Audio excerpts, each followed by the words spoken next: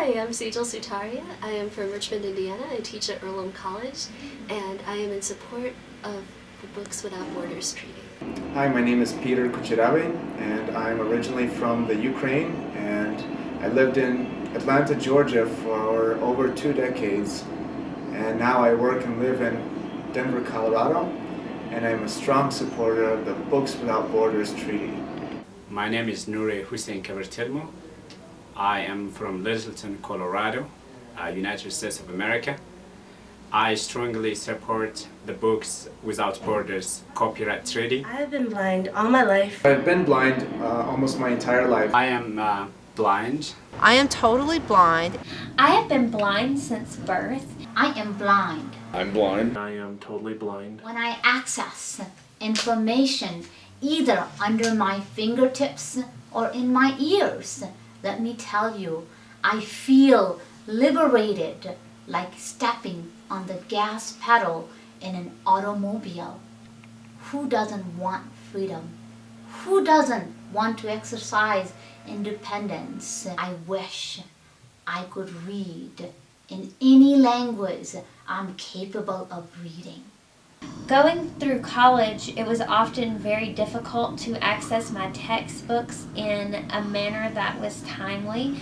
It was really disappointing. We really need this Books Without Borders treaty so that individuals with disabilities in the United States and around the world can have access to the textbooks that they need. So during college, my studies were anthropology and religious studies, and one of my focuses was also Russian, given that that was my first language. I wanted to access literature that came from Russia, and found it extremely difficult to actually get anything translated into English or vice versa so that I could access the literature as equally and as efficiently as my peers.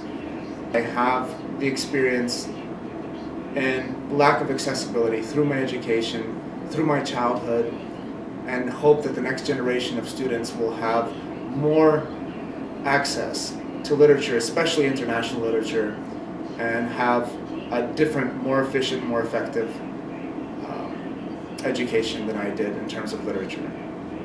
The Books Without Borders Treaty is particularly important to me because I happen to be blind, and I'm currently working as an assistant professor of English because I think the world is increasingly global, and it's absolutely vital for people to have sufficient and equal access to materials from as many different places as it's possible to, because it involves, or it allows people to engage responsibly with their environments and their communities, and also the communities of other people that are increasingly tied to our own. My parents read a lot of Hmong stories to me, and I've always wanted to be able to read the Hmong folk tales, but I never had a book. In college, for example, is expected to be a global citizen, and certainly in the business world, professional areas, we're expected to have global access to information.